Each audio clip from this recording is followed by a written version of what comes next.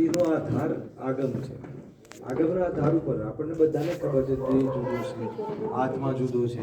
શું થયું? ધ્યાન આપવું. દેહ જુદો છે, એટલે આત્મા જુદો છે. બધી જ આપણને જેમ કે પર્યાય સ્વતંત્ર છે. જેટલા બી એક દ્રવ્ય બીજા દ્રવ્યનું કરતું નથી, આ બધા જ સિદ્ધાંતો આપણને ખબર છે.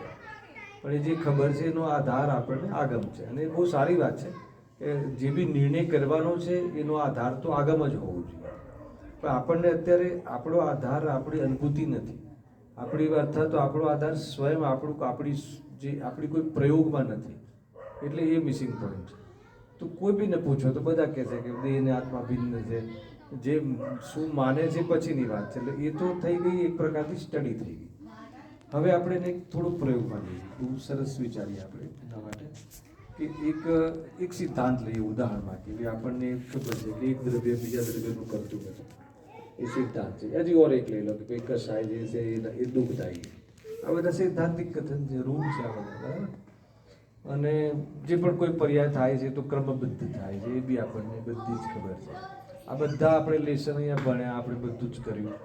હવે આપણી જે આ વસ્તુ એક પહેલાં મતિ જ્ઞાન શુદ્ધ જ્ઞાનની થોડીક થિયરી સમજી લો, એટલે તમને આગળ વધવામાં કામ આવશે. કોણ કામ કરે છે, આપણે વર્કિંગ શું છે. કે જેમ કે આ બધી ચીજો આપણે આગમથી જ્યારે સમજીએ છીએ ને એમાં મતિ જ્ઞાનનો રોલ છે. તો મતિ જ્ઞાન એ જે અગ્રહ ઇહા વાય ધારણા, કોઈ બી વસ્તુનો નિર્ણય વસ્તુ તરીકે કે સિદ્ધાંત આમ છે, આ સિદ્ધાંત આમ છે, જેમ કે તત્વ સાત છે અને આ તત્વ ઉપાદેય છે, આ તત્વ હે છે, આ તત્વ આશ્રયરૂપ છે.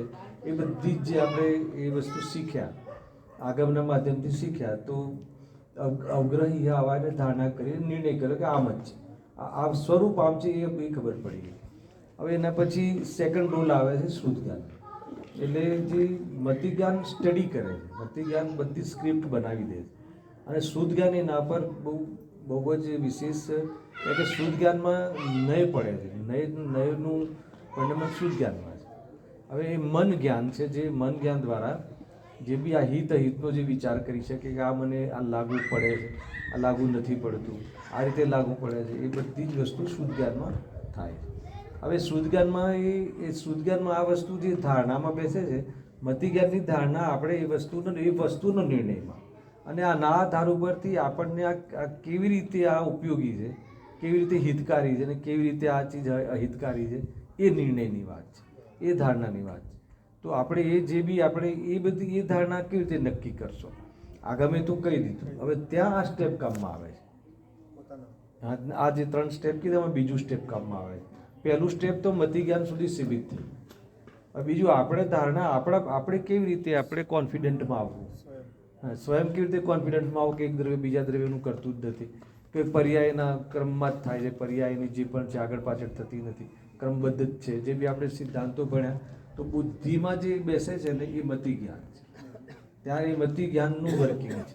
અને બુદ્ધિમાં બેઠા પછી એ હૃદયમાં જેનો સ્વીકાર થાય છે ને, એ તરફનો સ્વીકાર થવો ને એ શુદ્ધ જ્ઞાનનું રિલેટેડ મેટર છે. આ સ્વીકાર થવા આમ જ છે. હવે આમ જ છે એ તમારે કઈ રીતે તમે નિર્ણયની ભૂમિકા દે છે. અને આને નિર્ણયમાં જ્ઞાનાત્મક નિર્ણય જ નથી લેવો, જ્ઞાનાત્મક નિર્ણય જ નથી લેવો, સાથે સાથે એની સાથે એક્સેપ્ટ, મતલબ કે શ્રદ્ધાનો બેઝ પણ બને છે. અને શ્રદ્ધાના આધાર ઉપર નિર્ણય, વિશ્વાસ સાથે, પહેલાં તો વિશ્વાસ સાથે, પણ હવે એ કેવી રીતે થશે, એ નિર્ણય તમે કેવી રીતે કરશો? એ તો આપણે ભણી લીધું એ રીતે નિર્ણય, તો એ તો કોઈ મતલબ નથી, એ તો સ્ટડી થઈ ગઈ. એ આપણા જીવનથી લેવાનું છે. હવે જીવનથી કેવી રીતે લેવાનું છે? માની લો કે એકાદ ઉદાહરણ આપી છે, એમાં તમને પછી તમે તમારા જીવનમાં અનેક ઉદયોમાં લગાવજો. આ બધું આપણે શીખ્યા, આ બધું આપણે ભણ્યા, બધી જ વસ્તુ બરાબર છે. હવે જે નક્કી કર્યું કે કોઈ દ્રવ્યનું કરતું નથી ને જરૂરત નથી, બધું જ ભણ્યા. હવે આપણું જે જીવન છે, તો આ જે સોચ બનાવી જે આપણે માનસિક તૈયારી કરી, એની વિરુદ્ધમાં છે આપણું જીવન ટોટલ. એ બરાબર છે? તો આપણે જે પણ છે, આપણે તો કાલે ઓફિસે જશું, તો કાલે જે આપણે પ્રોગ્રામ આપીને આવ્યા છે બધું કે ભાઈ તારે આ કરવાનું છે, તારા માટે આ તને સોંપીને જાઉં છું. હવે એ કાર્ય એ પ્રમાણે થતું ન દેખાય, તો આપણે એને કહેશું કે તને મેં કીધું હતું, તને એ પ્રમાણેની બારમાં અનુકૂળતા આપી હતી, છૂટ આપી હતી, તો તે કેમ કર્યું નહીં? આપણે શું ભણીને ગયા છીએ કે કાર્ય તો ક્રમબદ્ધમાં થાય છે. એ હે પ્રયોગાત્મક એવું બધું. હવે પણ હા હવે ત્યાં પ્રયોગ કેવી રીતે થશે કે આપણે તો સંસ્કાર તો છે ને, સંસ્કાર તો એ જ છે, અને એ સંસ્કાર તો આપણે પડેલો જ છે, એટલે આપણે આદત કહી લો, સંસ્કાર એટલે આદત કહી લો કે આદત તો એ પ્રમાણે જ પડી છે. લેડીઝોના હિસાબે એમના જે ડિપાર્ટમેન્ટમાં જે પણ હશે એ પ્રમાણે એ બધી વાત થશે. હવે જ્યારે એ વાત થતી જાય છે ત્યારે એ વખતે આપણને એમાં ઉલજી જાય છે, ઉપયોગ તો ઉલજે છે, પણ એ થઈ ગયું આપણે કોન્શિયસ માઇન્ડ. હાલ આપણું જ્ઞાન એ સંબંધી એ ઉપયોગ જે છે એમાં પ્રવૃત્તિ કરી રહ્યું છે, એ સંબંધી કશાયની સંગતિ સાથે વર્તી રહ્યું છે. પણ હવે જે સબકોન્શિયસ માઇન્ડ જે છે, પ્રયોગની વાત કરું છું, કેવી રીતે આ જે આપણે મિસિંગ છે અત્યાર સુધી સબકોન્શિયસ માઇન્ડમાં આપણે શીખેલું જે છે એ નક્કી છે કે ભાઈ પર્યાય તો ક્રમબદ્ધ થાય છે. તો એ જ્યારે આટલી બધી પરિસ્થિતિ બને છે, પરિસ્થિતિ બન્યા પછી આપણું ફાઇનલી જે એન્ડ ઓફ ધ સીન જે છે, ફાઇનલી એમાં આપણે વગર વિચારે, એવું નથી કે વખતે વિચાર આવે એને વિચારમાં તો કોઈ એક જ ચાલવાનો છે કે ભાઈ તારે કરવું જોઈએ. તો બેક ઓફ માઇન્ડમાં આપણે સબકોન્શિયસ માઇન્ડમાં એ આપણે બરાબર જ્ઞાનીઓના માધ્યમથી, યુક્તિઓના માધ્યમથી નક્કી કરેલું છે. એ નક્કી કરેલું છે તો એ વસ્તુનું જ પછી છેલ્લે પોષણ થાય. આ બધી બાબતમાં કોણ કરે એના સકાલમાં જ થાય છે, એને કહેવાની જરૂર નથી, બરાબર છે. એ જ્યારે એ તમારું એનું પોષણ થતું હોય એ વખતે આ બહુ બેઝિક છે. કાલે આ લોકોએ પ્રશ્ન આ બેઝિક પર જે કર્યા ને એ મને એમ લાગ્યું કે આ બરાબર આની ઇફેક્ટ આવી રહી. બની શકે આજે કોઈ એવો પ્રશ્ન આવશે તો એના પર બી જશું આપણે. તો એ નક્કી થયું આપણે કે નહીં એ, અને એમાં તમારે મતલબ કે આઉટપુટ શું છે, આઉટપુટ શું છે કે ભાઈ બોલી રહ્યા છો તમે, કહી પણ રહ્યા છો, પણ તમારી એ જે પહેલાં જે પકડ હતી આના પહેલાં સમજ્યા પહેલાં અને આ પકડમાં તમને અંતર લાગશે ફિલિંગ્સમાં છે. હવે આ બોલીને નહીં થાય કાંઈ પણ. હવે જે પણ તમને આ વર્તાશે આની ફેવર જે છે, જે આ સત્યની જે ફેવર થાય છે, આમ બી પરીક્ષા પ્રધાની કરી જે બી સિદ્ધાંતો કહ્યા ને એ તમારે સાચા ઠરે છે કે નહીં તમારા જીવનથી જ નક્કી કરવાનું છે. અને જીવનથી જે નક્કી થાય છે ને એ શુદ્ધ જ્ઞાન, અને શુદ્ધ જ્ઞાનની પાછળ જે શ્રદ્ધા છે એ જે શ્રદ્ધા જે અથવા એનું વલણ કહે છે ગુરુદેવસિંહ કે એનો પક્ષ પણ પોષાય છે કે નહીં આ જ સત્ય છે. હું તો તમને બોલીને કહું છું, તમને ફિલિંગમાં આવ્યા કરશે કે કેવી રીતે થઈ શકે, આ થાય જ નહીં. તો એનું આઉટપુટ એ થશે કે તમે એમાં લેટ ગો વૃત્તિ આવી જશે, પકડમાં તમને ખ્યાલ આવી જશે, એને લેટ ગો વૃત્તિ આવી જશે, એના કેટલીય પ્રકારના આઉટપુટ તમને ખ્યાલ આવશે. તો આ તમે એની ફેવર નથી કરી. હવે તમે પહેલા દિવસથી એમ નક્કી કરો કે નહીં આજથી આ નક્કી કર્યું છે કે તો કશાય આવી જ ના જોઈએ, આવો વિકલ્પ આવો જ ના જોઈએ, તો એ રોંગ છે. આ ના આવવો જોઈએ ને આવવો જોઈએ એ મેટર જ નથી. એ આવ્યો એ વખતે તમારું જે વલણ છે, તમારું શ્રદ્ધાકીય પોષણ છે, અને એ બલ ક્યાં આવે છે એ જોવાનું છે તમારે.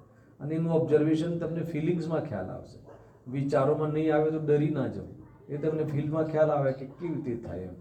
તો એ ફેવર તમારી એની નથી બનતી. એવી રીતે બીજી રીતે કશાય થઈ ગઈ. હવે માન લો કે સવારે ભૂમિકાબેને આ પ્રશ્ન કર્યો હતો, ત્યારે તો છે નહીં પરંતુ એમને મને કરેલો આ પ્રશ્ન, અને આપણે ચાલુ બી હતું આપણે ક્લાસમાં કે કશાયો પર હવે તીવ્ર કશાય આવી ગઈ. માન લો કે આપણે લોકો બહુ ડરી જઈએ છીએ. 2-4 ઉદાહરણ આપું છું, પછી તમે તમારા જીવનમાં ક્યાંય બી સોચ્યું હોય તો મને કહેજો.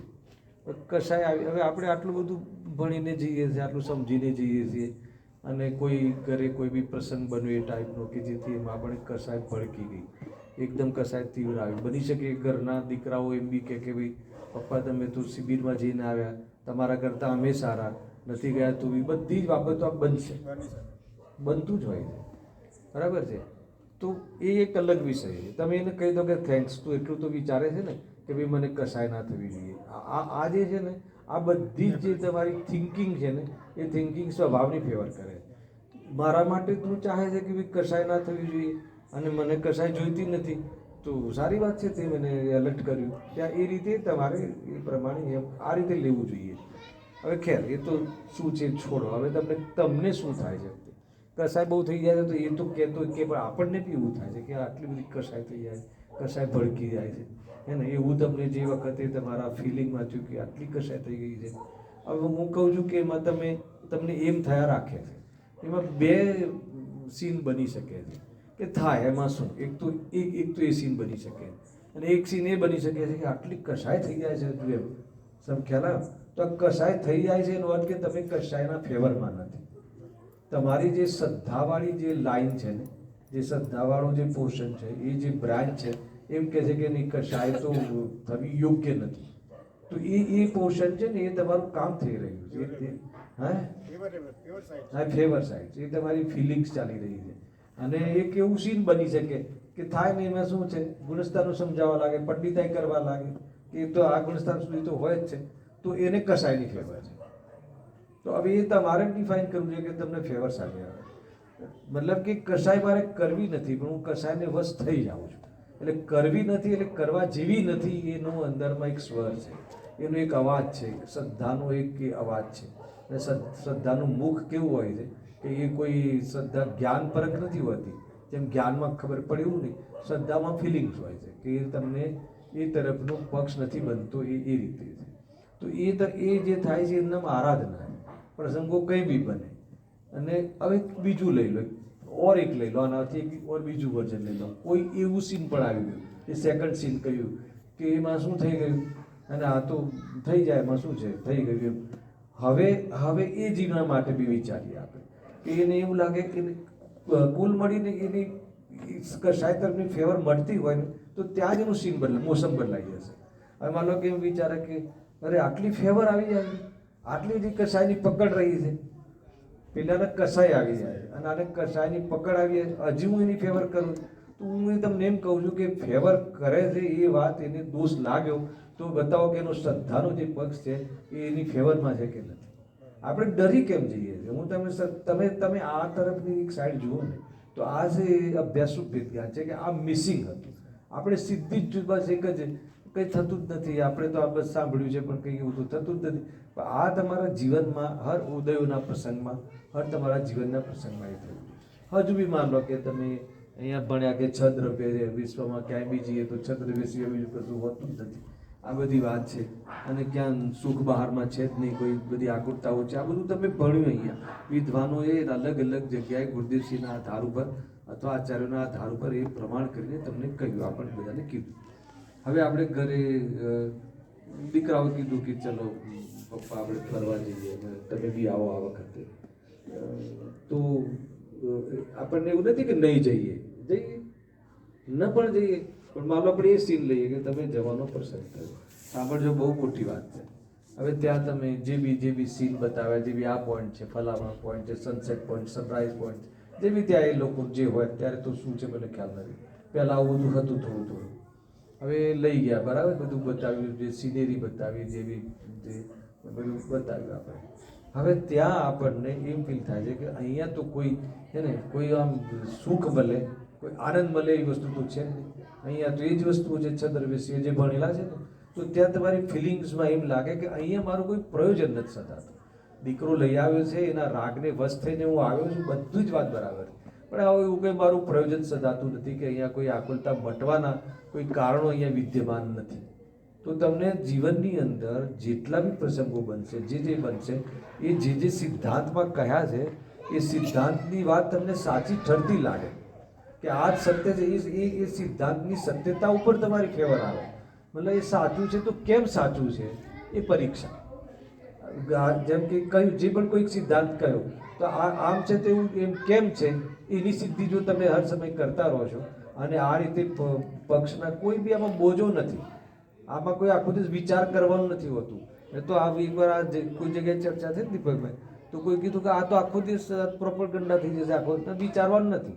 રોટલી બનાવતા રોટલી બાય બનાવે છે કે નહીં, કોણ બનાવે, એના સટકારકથી થાય એટલું નહીં, એ બધું ભણી લીધું, એ ભણવામાં ગયું. હવે બધી આ તો હું તમને જે કોઈ ફિલિંગ્સમાં આવે, તમને એ રોટલી બને છે કે જે બી ગ્રસ્ત જીવનના કાર્યો થાય છે તો એમાં એ જે કાર્યો થાય છે એમાં મારો કોઈ રોલ નથી આ થવામાં, એવી જાતની ફિલિંગ્સ તમને આવે કે તમારા સિદ્ધાંત બેક ઓફ માઇન્ડમાં છે. શરૂઆત તો એમ થાય છે કે જલ્દી પતાવ, મારે આ છે હું કરી લઈશ અને મને તો આમાં મારી ટેલેન્ટ છે હું કરી લઈશ, હે ને. આપણે એ રીતે કહીએ તો બરાબર છે, અમારી વહુ બહુ હોશિયાર છે આપણે એમ બી કહીએ ને, અને એ વહુને બી એવું લાગે કે નહીં હું આ બધું પહોંચી વળું છું. પણ એને આ જે ભણેલું છે કઈ રીતે પહોંચી વળે? તમને એવા કેટલાય કાર્યો થતા દેખાશે કે જે એને આપણી ઈચ્છા થવા છતાં બી અથવા આપણી પ્રવૃત્તિ કરવા છતાં બી, પ્રયાસ કરવા છતાં બી થતું ન દેખાય.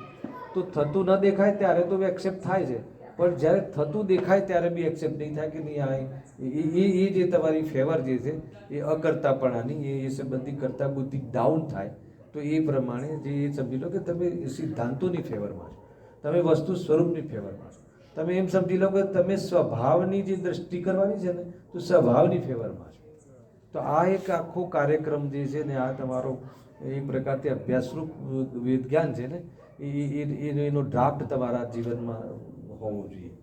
અને એ ના હોય તો પહેલાં બુદ્ધિપૂર્વક કરો, તમે વિચાર કરો. વિચાર કરતાં કરતાં તમને સાચો પક્ષ ક્યાં આવે છે એ જોઈ લો, એટલું તો કરી શકો. એને એ વખતે ના થાય તો થોડી વાર પછી કરો. એ વખતે યાદ ના આવે તો બીજા દિવસે યાદ આવે ત્યારે કરો. આ બધા પ્રશ્નો તમને થશે, ભાઈ અમને તો એ વખતે યાદ નથી આવતું, એ વખતે કસાય તો બહુ જબરજસ્ત એને ચડેલી હોય છે માથે તો વિચાર જ નથી આવતો, અને કોઈ વિચાર કરવાનું કહે તો ગમતું નથી. દરેક પ્રકારના સીન થઈ શકે. એટલે હું તમને બધું એકવાર સમોળ્યું કહી દઉં છું તમને, બરાબર? કંઈ નહીં, તમને બીજા દિવસે કસાય મન પડે ત્યારે વિચારો, ત્યારે તો થાય. કસાય કોઈ તીવ્ર તો રહેતી નથી. તો એ રીતે એ વખતે વિચારીને કરેક્શન કરો. કોઈ બી આ વસ્તુ તમારા વિચારોનું કરેક્શન અને તમારી જે પકડ છે આપણી એ ઢીલી પડવી જોઈએ. એ જે વાસ્તવમાં ગર્ભિત શુદ્ધતા છે એ પેટનો પુરુષાર્થ છે. આપણને બહારમાં શીખી રહ્યા છે, આ ચર્ચા કરી રહ્યા છીએ, એને ત્યાં હમણાં ભક્તિ જોરશોરથી ચાલતી હતી અને જો તો એ બધું કંઈ નથી. એ તો બધી અભિવ્યક્તિઓ છે. અને આપણને એ જીવો પ્રત્યે અથવા મહાપુરુષો પ્રત્યે જે બહુમાન આવ્યું ને તો મન વચન કાયાથી એની અભિવ્યક્તિ થાય છે. પણ એ ક્યારે થાય કે તત્વનું આ ફેવર હોય તો બહુમાન આવે, તો એમને કીધું છે, બતાવ્યું છે, તો એટલો ભાવ બહુમાન આવે છે. તો આ વસ્તુ એટલું સીમિત છે. હા, સીમિત છે. એટલી જ મર્યાદા. જેટલા બી દેહશાસ્ત્ર ગુરુ કે જ્ઞાનીઓ છે એ ગાઈડલાઇન્સથી માર્ગદર્શકથી વધારે નથી. તમને માર્ગદર્શકથી કંઈ વધારે લાગે તો સમજી લેવાનું ગડબડ છે, સમજી લેવાનું ક્યાંક ગણિત મિથ્યાત્વ ઘૂસી ગયું. ધ્યાન રાખો, માર્ગદર્શકથી મોટો રોલ જ નથી એમનો, બીજો રોલ જ નથી. અને એમને માર્ગદર્શક સુધી રાખવાને એ જે એમનું જે બાહ્ય નૈતિક બહુમાન છે. અને તો બધી ગડબડ છે. તમે એમને કંઈક પછી બીજું બધું માની લેશો કે આ મારા કરતા છે ને ધરતા છે ને એ બધું આવી જશે. એટલે એ બી તો તમારે જે બી તમારા જીવનમાં માન લો કે તમને હવે ઘરે ગયા, બરાબર છે, હવે તમને પ્રશ્ન ના આવે તો હું તમારા વરથી પ્રશ્ન કરું કે માન લો કે તમે ગયા ને કોઈ બી અનબન થઈ, બાળકો સાથે પતિ સાથે થઈ, જેવી કસાય આવી ગઈ. તો કસાય આવી ગઈ તો કસાયનું કારણ કોણ? કે સ્વયં, પોતાની ગલતફહેમી અથવા તો આપણી કમજોરી. તો તમે એ નક્કી કરો કે જ્યાં જે બી કસાય થાય છે એ કસાય થઈ ગઈ એ મારો જ દોષ છે. તમે એ દોષમાં ખતવો છો ને તો સમજી લો કે તમે એના ફેવરમાં નથી. એક બીજું, કસાયમાં તમને આકુળતા લાગે, કસાય આકુળતાનો બેઝ છે, તો એ આકુળતારૂપ છે આ કસાય. એનો અર્થ કે તમને એ એક્સેપ્ટ નથી સ્વભાવ તરીકે. તો એ તમે તમારી ફેવરમાં, તમે સ્વભાવની ફેવરમાં છો. હવે એ તમારે ચકાસવું જોઈએ તમે શાની ફેવર કરો. તમને આ પ્રમાણે ફેવર આવતી હોય તો તમારું જે તત્વ શીખ્યા છો ને એનું અભ્યાસરૂપ વિજ્ઞાન કહે છે આને, કે એનો અભ્યાસ તમારા જીવનમાં, અને એનું કોઈ બી તમે ઉલજી જાઓ બધું જ થઈ જાય, પણ એનું final end of the scene, એનું અંતિમ તમારો જે ફેવર શાની આવે છે તો એ સત્યની ફેવર આવે. અગર જો સત્યની ફેવર આવે તો એ સત્યનું પોષણ થાય છે. સમજી લો કે સત્યની દ્રઢતા થાય છે. તો એનું નામ આરાધના છે. એ તમારી અંદરમાં કાર્ય ચાલુ થઈ ગયું છે. એ પર્યાના ગર્ભમાં આ પ્રવૃત્તિ ચાલુ થઈ ગઈ છે. પછી થર્ડ સ્ટેપ તો આવશે. થર્ડ સ્ટેપ પછી શું થશે કે જ્યારે તમને આ બધી જ બાજુ કોઈ બી જગ્યાએ તમને એની ફેવર નથી બનતી, બધું જ થશે, તમે એમ નહીં સમજતા કે કાલથી કંઈ નહીં થાય, કસાયોની પ્રવૃત્તિ થશે, પણ તમારી જે આ શ્રદ્ધા બેજ જે છે ને એ બહુ મોટું બેજ છે. શ્રદ્ધા બેજ એને એક્સેપ્ટ નથી કરતો. સબકોન્શિયસ માઇન્ડમાં તમે જે આ તૈયારી કરી છે, તમે કમિટ કર્યું છે, તમારા શ્રદ્ધાએ કમિટ કર્યું છે, તમારા એનો કોન્ફિડન્ટ લેવલ તમારામાં બની ગયું છે. શ્રદ્ધાના બેઝ ઉપર તમારે એક અલગ બ્રાન્ચ ખોલી છે. હું તેને બ્રાન્ચ કહું છું કે એની સામે એ જે બહારની પ્રવૃત્તિ, મોહની પ્રવૃત્તિની સામે એક અલગ બ્રાન્ચ ખોલી છે. તો એ મોહ એનું પ્રપોઝલ મૂક્યા કરે છે, અને અહીંયા જ્ઞાન એનું એ પ્રપોઝલનો બરાબર સામનો કરે છે. આ બરાબરની સ્ટ્રગલ તમારી ચાલુ રહેશે, અને એ બાજુવાળાને ખબર નહીં પડે. અને તમે એ બહારના કાર્યો જેમ થતા એમ થશે. એને તમારે જે બી બધા પ્રશ્નો કરો છો ને કે ભાઈ કેટલું બધું અમારું એક તો બિઝી ચાલતું હોય છે, અને એ સિવાય વળી પાછા વિદ્વાનો આવે ને કહે કે શુદ્ધ ભોજન કરો, તો પછી એ તો ઓર પાછું એને ઓક્યુપાય થઈ જવાનું આવે. એવું થતું હશે કદાચ, આઈ થિંક એને થતું હોય તો કહેવાનું થાય છે. અહીંયા થાય છે એનો પ્રોબ્લેમ નથી, પણ એ આપણને એમ ખ્યાલમાં આવે કે હજી મારી આસક્તિ કેટલી છે, તમારે એ જ નિર્ણય કરવાનો છે. એ થયું ના થયું એના સામે એ શું છે અને એ આસક્તિ છે, અને આસક્તિ છે એનો અર્થ કે આ હું નથી, એનો એ તમારે હું બોલવાની જરૂર નથી.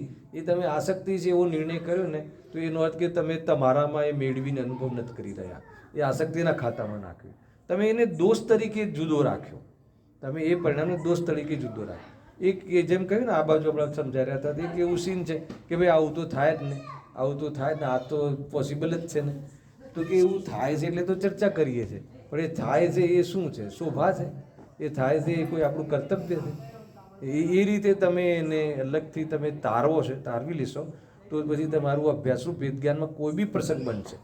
એક સેકન્ડ સ્ટેપ મેં હમણાં કહ્યું, આ બાજુ આપણે ચર્ચા કરતા કે બની શકે કે 2 દિવસ પછી આપણે એનો વિચાર આવે અથવા તીવ્ર કસાય હોય ત્યારે ના સોચીએ, પણ તમે જ્યારે તમારો આનો અભ્યાસ વધી જશે ને, ગેરંટી છે કે જે સમય કસાય થઈ રહી છે ને એ સમયમાં એટલી એની તાકાત નહીં હોય કે એની તમારી સબકોન્શિયસ માઇન્ડ છે ને એ એક્સેપ્ટ નથી કરવા દેતી કે ના આ તો કસાય જ છે. તમે કરી રહ્યા છો, તમે સિદ્ધાંતની વિરુદ્ધમાં તમે એને લડી રહ્યા છો, પણ તમે છતાં બી તમારું સબકોન્શિયસ માઇન્ડ એમ કહે છે કેવી રીતે થાય, એ તમે સબકોન્શિયસ માઇન્ડમાં એક્સેપ્ટ તમારે આ સત્યનું જ થાય છે. તો એના આધાર ઉપર તમારું આ અભ્યાસરૂપ વેદજ્ઞાન છે, આ આરાધના છે. આપણા પાસે આપણા માટે આ મિસિંગ પોઈન્ટ છે. દુઃખમાં તો દુઃખ છે, દુઃખમાં દુઃખ ભાષિત થઈ જાય છે, સુખ વખતે એ દુઃખ ભાષિત થતું નથી. નહીં, એમાં સુખ કયું? જે ભોગોનું સુખ હોય છે ત્યારે. નહીં, પણ તમે સિદ્ધાંતો ભણ્યા છો ને, એ બેઝ ઉપર લડવાનું. સિદ્ધાંતો ભણ્યા છે એટલે એ એપ્લિકેબલ કરીએ છીએ, પણ તો એના બેઝ પર જ એપ્લિકેબલ કરવું તો એ અમારામાં તો વિતરાગતા તો હજી આવી નહીં ને. વિતરાગતાની શું જરૂર છે? તમે પહેલા તમે જે આ બેઝ બનાવો ને, વિતરાગતાની જરૂર નથી હોતી. વિતરાગતા તો ફલ છે. તમારો પ્રશ્ન એ છે, ખ્યાલ આવે પ્રશ્ન કે ભાઈ જ્યારે બહારમાં અનુકૂળતાઓ હોય છે, બરાબર ને, અનુકૂળતાઓ હોય છે તો ત્યારે આ ભેદ જ્ઞાન તો થતી નથી. તો મોક્ષાર પ્રકાશકમાં સમજાવ્યું છે કે સંસારમાં દુઃખ જ છે. આ વિષય લીધો છે પર્ટિક્યુલરલી, તમે જે પૂછ્યું છે કે તમને જે કોઈ તમને આકુળતા નથી લાગતી, તો પંડિતજી ત્યાં એમ કહે છે કે ભાઈ એ થોડા કાળ તો રહે છે પણ પરમેનન્ટ એવું રહેતું નથી. એટલે તમે ચાલો 5 મિનિટ રહે, 1 મિનિટ રહે, પણ એવી જે તમે નિરાકુરતા તમે સમજો છો એવી સિચ્યુએશન પરમેનન્ટ નથી રહેતી. એક બીજો જવાબ આપ્યો કે ભલે કોઈ વિષય સંબંધી તમારી આકુલતા મટી છે, પણ એ વખતે બીજી એવી કેટલી ઈચ્છાઓ અને બીજી એવી કેટલી આકુલતાઓ છે એ બનેલી રહે છે. આવું ના હોય એમ ના બને. જીનવાણીના આધારથી તો જીનવાણીના આધારથી નહીં, તમારા જીવનમાં જો હાલ છે, માની લો કે એક આકુલતા મટતી લાગે તો સામે બીજી આકુલતા ઊભી જ હોય. તમે અત્યારના જીવનમાં જોઈ લો, અત્યારે હાલ જ માનો કે તમે એક કોઈ બહારમાં અનુકૂળતા મળી ગઈ, તો અનુકૂળતા મળી ગઈ તો બીજી આકુળતાઓ થોડી મટી ગઈ હોય છે. આપણે એક ઘરમાં લો કે માન લો કે છોકરાને આપણે બી પાસ થવું છે, 95% આવવા જોઈએ, તો 95% આવી ગયા તો તમે કીધું આકુળતા મટી, પણ એડમિશનની આકુળતા તાત્કાલિક ચાલુ રહે છે. હવે એડમિશન મળે તો પછી એના સેટિંગ માટે રહે છે, હજી એના આગળના સ્કોપ માટે આકુળતા રહે છે. કઈ આકુળતા નથી રહેતી. રોગ થયો માન લો કે મટી ગયો, બધું બરાબર થઈ ગયું, પણ હવે ન થાય એની આકુળતા ચાલુ રહે છે. અરે આકુળતા ન થાય એની બી આકુળતા રહે છે. એવું એ લખ્યું છે આ બધું જ અંદરમાં. એ તમને પકડશો તો થશે. તમે એક જ વસ્તુ પકડીને કે નહીં અમને તો બધી અનુકૂળતા છે, અનુકૂળતા હોય તો દોડો છો શું કામ? બીજા દિવસે તો ભાગો છો તમે. એક કોઈ સબ્જેક્ટ સંબંધી આકુળતા મળતી દેખાય તો પછી કેમ ઘેર નથી બેસી રહેતા, કેમ મંદિરમાં નથી બેસી રહેતા, ચોડો બધું થઈ ગયું, કેમ ભાગો છો? એવું બને જ નહીં. એવું સંસારમાં સુખ હોય એવું બને જ નહીં.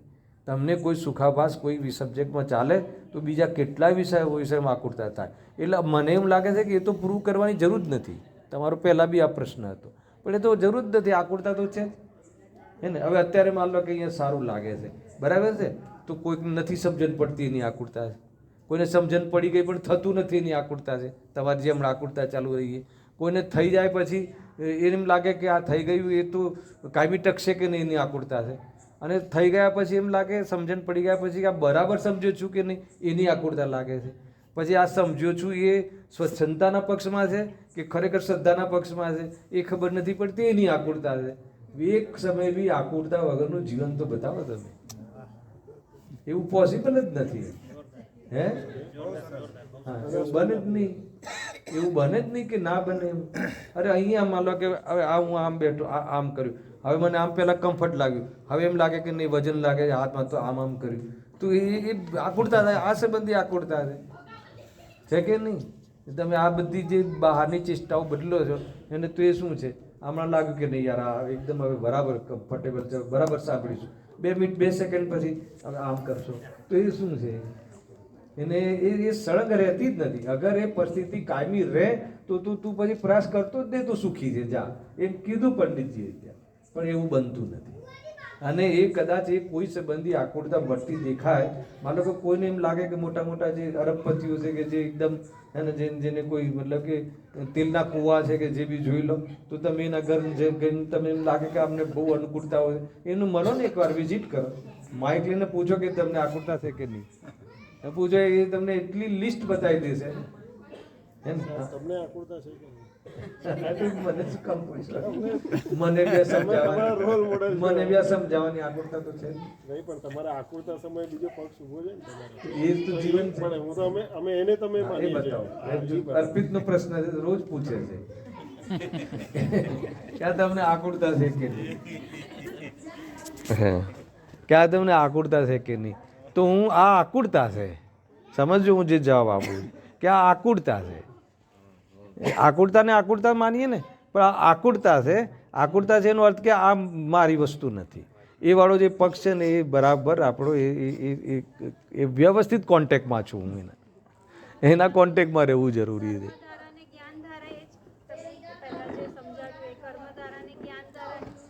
શું કર્મધારા ને જ્ઞાનધારા નહીં નહીં એટલે શું પૂછવું છે કર્મધારા? હા હા, સબકોન્શિયસ માઇન્ડમાં જે આપણું જે એક્સેપ્ટ થાય છે ને એ આપણી જ્ઞાન ધારાનો પ્રભાવ છે, બરાબર છે. અને આ જે બધું થાય છે એ રાગ ધારાનો પ્રભાવ છે, બરાબર. બોલો પતી ગયો તમારે? થોડું અડધું બાકી રહી ગયું. કયું આકુળતા થાય છે એમાં તો હા વાંધો એ નથી. હા, આકુળ શું મારી મન પૂછ્યું તમે? તમારી હા તો સબકોન્શિયસ માઇન્ડમાં તમે એમ કીધું કે જ્ઞાનનું છે, તેમાં શ્રદ્ધા ડેવલપ થઈ જતી જોડે થાય છે ને. એટલે જ્ઞાન શ્રદ્ધાપૂર્વક જ્ઞાન ધારામાં શું છે, 2 વિભાગ પડે ને ભૂપેન્દ્રભાઈ, એમાં શ્રદ્ધા આવી ગઈ ને તો વિભાગ શાના હોત? બહુ સારો પ્રશ્ન છે કે એ વખતે શ્રદ્ધાનો શું રોલ છે. તો જો કોઈ પ્રગટ શ્રદ્ધાની વાત નથી, આ ગ્રંથિભેદ નથી થયો, આ જે બનારસી દાસે કીધું ને ગર્ભિત શુદ્ધતા એની વાત છે. તો અને એમાં આ જે 2 ધારા, તમે જ્યારે 2 ધારા વિભાગ કરો છો તો વગર શ્રદ્ધાએ કેવી રીતે છે? જ્ઞાનને વિભાગ કર્યો અને શ્રદ્ધાએ એક્સેપ્ટ કર્યું, નહીં તો ધારા વિભાગ કહેવાય જ નહીં. આપણે સમ્યક સન્મુખનું જ વાત ચાલે છે આ, કે તમને એક્સેપ્ટ છે ને કે આ કસાયવાળી ચીજો છે એ દુઃખદાયી છે, એનો અર્થ કે તમે એ જ્ઞાને વિભાગ કર્યો અને એ એક્સેપ્ટ થયું ને સ્વીકાર થયો એમાં શ્રદ્ધાની છાંટ છે, એમાં ગર્ભિત શુદ્ધતા છે. શ્રદ્ધા ટ્રેનિંગ લઈ રહી છે, જ્ઞાનના પેટમાં શ્રદ્ધાનો વિષય પનપે છે. હા, જ્ઞાનના પેટમાં શ્રદ્ધા રેડી થાય છે, કે શ્રદ્ધાને તો કોઈ બુદ્ધિ થોડી છે, બુદ્ધિ તો જ્ઞાનમાં છે. જ્ઞાન એમ કહે કે આ મહેલ મારો છે, શ્રદ્ધા તો હા કે તારો જ છે, મારો જ છે, એમ શ્રદ્ધાને એવું છે.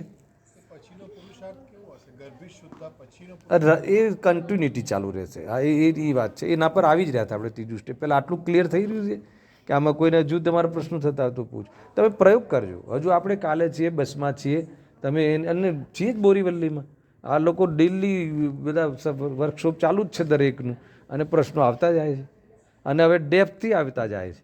મને એમ પૂછ્યું કે ભાઈ તમને આકુળતા થાય છે, તો આકુળતા નથી તો શું છે? આ કહેવાની આકુળતા, અને તમે સમજી જાઓ એ રાગ છે એ સંબંધી આકુળતા, પણ એ રાગ સંબંધી આકુળતા છે તો એ સંબંધી મેં મારી સાથે મિલાવીને અથવા એ મારી વસ્તુમાં હું મિલાવી જ નથી શકતો. એમાં હું એ મારા કમિટમેન્ટમાં એ છે જ નહીં. અહીંયા પહોંચવાની આકુળતા હતી. હે અહીંયા હા, તો આ તો પ્રત્યક્ષ છે ને. હાલ થોડી વાર પહેલાં પહોંચવાની આકુળતા હતી. બહારમાં આકુળતા દેખાય છે, બધું જ છે. આકુળતા બહારમાં એટલે કશાયમાં આકુળતા દેખાય છે, કશાયમાં આકુળતા દેખાય છે, પણ એ કશાયને એ કશાયમાં સ્વીકાર છે, સ્વરૂપમાં સ્વીકાર નથી થતો. એટલે આકુળતા શાની આકુળતા? એ આકુળતામાં છે. એવો એક સ્ટ્રોંગ પક્ષ, એક સ્ટ્રોંગ કમિટમેન્ટ છે સ્વરૂપ સાથે. એ જે પ્યોર શ્રદ્ધાનો બેઝ બની રહ્યો છે ને, એ શ્રદ્ધાના બેઝમાં એનું ક્યારેય બી પ્રવેશ નથી. એ તરફ તો એને એટેચમેન્ટ રહેતી જ નથી, ડિટેચમેન્ટ રહે છે. તો એ એક અલગ ધારાઓ બનતી હોય છે, તમારે બી બની શકે છે. તમે તમારી પ્રવૃત્તિ થતી હોય ને એ વખતે તમે એને અલગથી ફીલ કરી શકશો. જેમ કે માન લો કે હું તમને એનું એક ઉદાહરણ આપું કે એક દીકરો છે તમારો, બરાબર છે. હવે દીકરા ઉપર તમે એને ભણાવવા માટે તમે બનાવટી ગુસ્સો કરો છો, બરાબર. બનાવટી કરવો પડતો હોય ને કે ભાઈ આમ કરીશ, આમ તેમ કરીશ એમ. તો એ વખતે બનાવટી ગુસ્સો કરવાના કાલમાં પણ એ વખતે આ બનાવટી ગુસ્સો છે એ ફિલિંગ ચાલે છે કે નહીં? તો એવી રીતે તમે સાધર્મીપણું અથવા તમારું આત્માર્થીપણું જાગૃત થશે ને તો આ રિયલમાં કરતાં જે લાગો છો ને એ બનાવટી લાગશે. એટલી ફિલિંગ્સ આવી જાય છે આપણે. કેમ કે એની આપણને અપેક્ષા જ નથી. સમજાવવામાં તમે સમજી જાઓ એવી અપેક્ષા નથી. એક સમજી જાઓ એવી અપેક્ષા હોય ને તો બી એ રાગનું કાર્ય છે, મારું કાર્ય નથી. હું મારામાં એને ફીલ જ નથી કરી શકતો. કેમ કે મારામાં ફીલ કેમ ના થાય? કેમ કે મેં એનો વિભાગ કરેલો છે, એના અભ્યાસરૂપ વેદજ્ઞાનની પૂરી ટ્રેનિંગ ચાલુ રહી છે. જે બી જે ટ્રેનિંગ જે લેવલની હોય ચાલી રહી છે, તો પછી એ પ્રમાણે નથી થતું. આકુળતાનો નિષેધ નથી, એ આકુળતાના કારણભૂત રાગનો પણ નિષેધ નથી, પણ એને મારી સાથે કોઈ સંબંધ નથી. મને એનાથી કોઈ જીવનમાં મારું કોઈ એક સ્વભાવમાં કાંઈ બરબાદી થઈ રહી છે એવું અનુભવમાં નથી આવતું. કેમ કે મને આનું સ્વામિત્વ નથી, મને આ ભાવમાં મને કોઈ એવો આગ્રહ નથી. હે ને? દેખાય તમને કે ભાઈ કેટલી રીતે સમજાવવા માગે છે, પણ મને એ કશાય, એ જે લેવલની કશાય હોય ને એની પ્રવૃત્તિ છે, એ મારી પ્રવૃત્તિ તરીકે એ મને એક્સેપ્ટ જ નથી. તો એ આકુળતા કેટલી વેગળી છે. એ એવું એક જુદાળું જે હોય છે ને એ તમે તમારા અભ્યાસમાં આવશે એટલે તમને ફિલિંગ્સમાં આવશે. આ વસ્તુ તમે બોલીને નથી થતી. ઠીક છે, તમને એમ થાય કે ભાઈ ફિલિંગ્સમાં બી નથી આવતી, કોઈ એવો જીવ છે, તો વિચાર શક્તિ એ તમે ચાલુ કરો ને. વિચાર શક્તિ લાવીને પછી તમે ઓબ્ઝર્વેશન સ્ટાઇલમાં આવશો ને ત્યારે તમને તમારી એ પક્ષમાં તમને એ પક્ષ બને છે કે નહીં એ જુઓ. તમે કોની ફેવર કરી રહ્યા છો? કોઈ બી પ્રસંગમાં ફેવર શું છે એમ, એ ફેવરની જે ફ્લેવર છે ને એના ઉપર બધું ડિપેન્ડિંગ છે. બાકી કથનો શું થઈ રહ્યા છે, બહારમાં કસાય શું થઈ રહી છે, કોઈ માયને નથી રાખતી. સમજો જે હું કહું છે, બહુ ડરવાની જરૂર નથી. મતલબ કે કથન શું થઈ રહ્યા છે, તમે શું બોલી રહ્યા છો અને બોલવાની પાછળનું તમારો જે એની સાથે નિમિત્તમાં કશાય શું થઈ રહી છે ત્યાં તમારું કોઈ ફોકસ નથી કરવાનું. એ કશાય જે થઈ રહી છે એની સાથે તમને શું લાગે છે, તમારું શું રિલેશન લાગે છે, તમને એમ લાગે છે કે આ રહેવું જોઈએ. હે મને એ ધ્યાન રાખજો. તત્વ બેઝથી સમાજમાં ખરાબ લાગશે, નરકમાં જવું પડશે, એ બેઝ નથી આ. અને એ બેઝની વાત નથી આ. તમે જે તત્વ ધારણ કર્યું સબકોન્શિયસ માઇન્ડમાં, અને નિયમ છે તમે સબકોન્શિયસ માઇન્ડમાં જે તમે સમજીને વિચારીને યુક્તિથી આ રીતે અનેક વખતે આ પ્રયોગ દ્વારા તમે એને પોતાનું કરી લીધું છે, તમારો એ કોન્ફિડન્ટ લેવલ અને શ્રદ્ધા બેઝ બનાવી દીધું છે ને, એ બેઝમાં હવે તમારા કોન્શિયસ માઇન્ડ તો ગમે ત્યાં ફરે ને તો બી એ એક્સેપ્ટ નહીં થવા દે.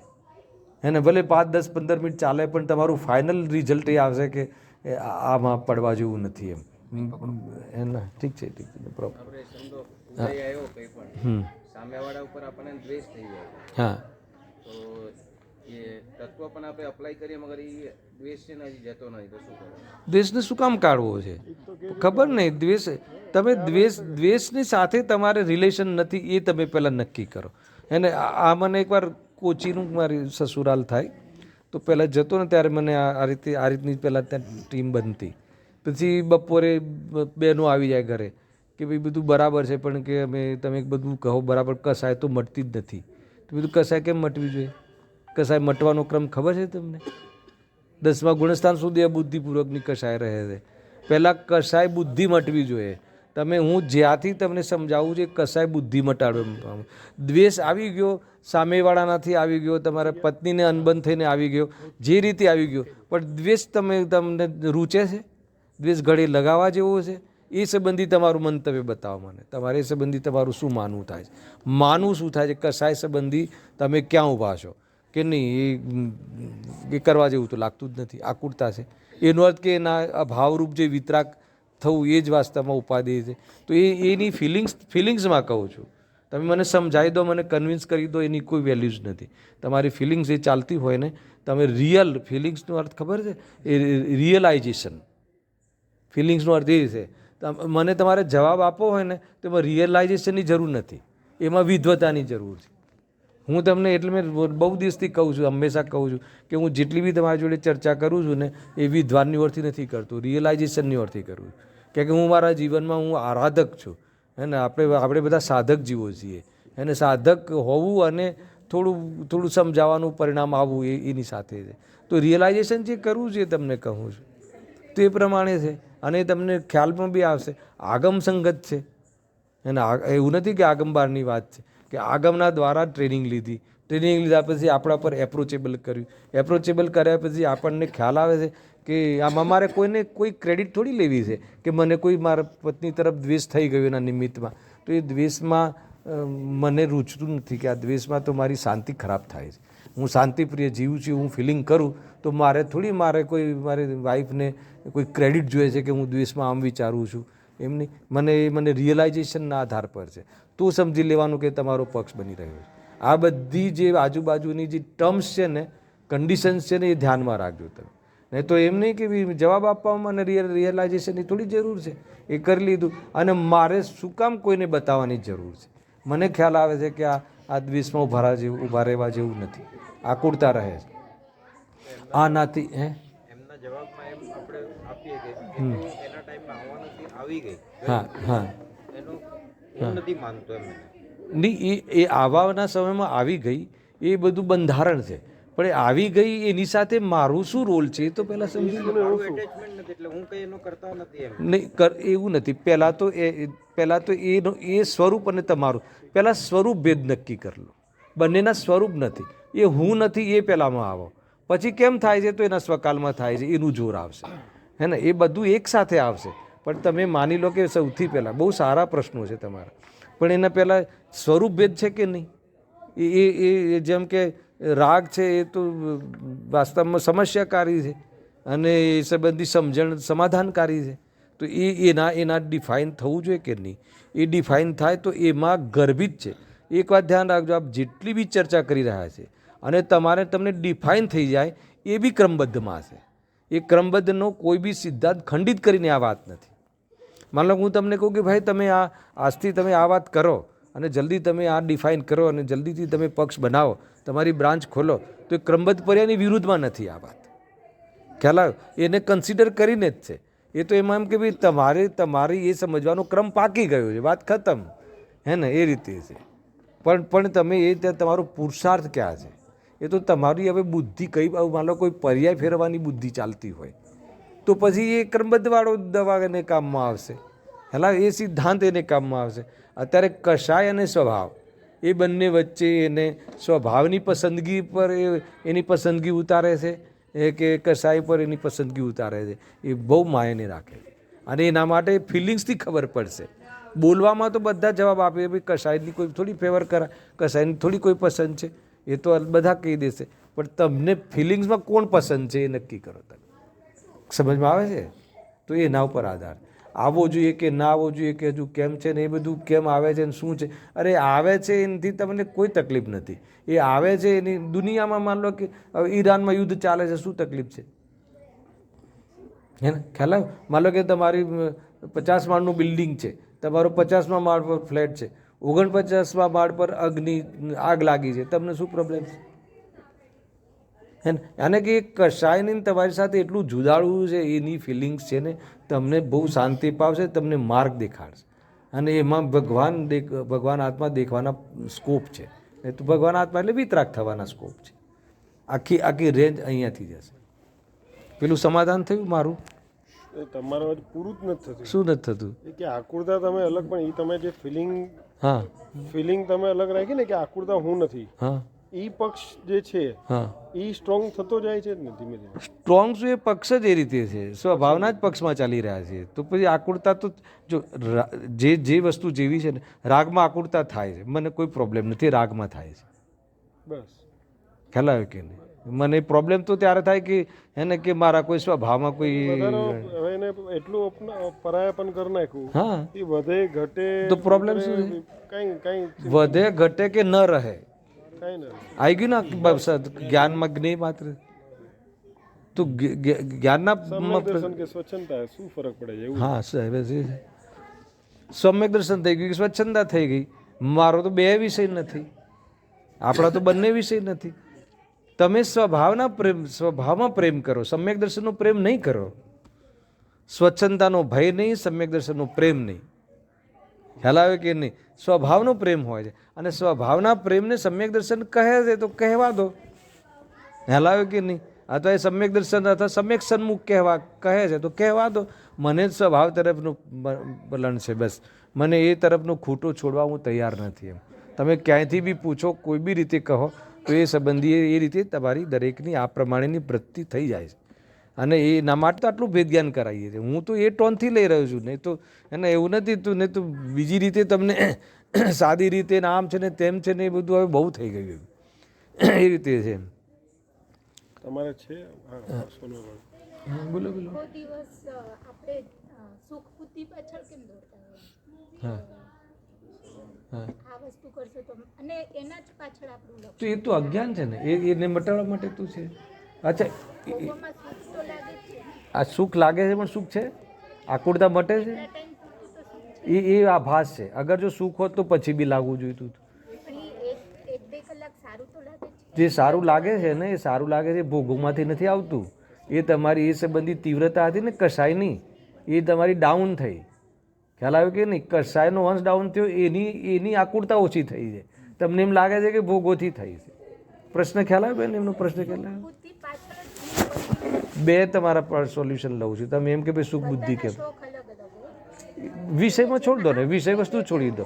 કોઈને માન લો કે આપણે જે આ બધાની વચ્ચે લઈ શકાતો એવો શોખ લઈએ કે જે જનરલ ચર્ચા થઈ શકતી હોય, રાઈટ?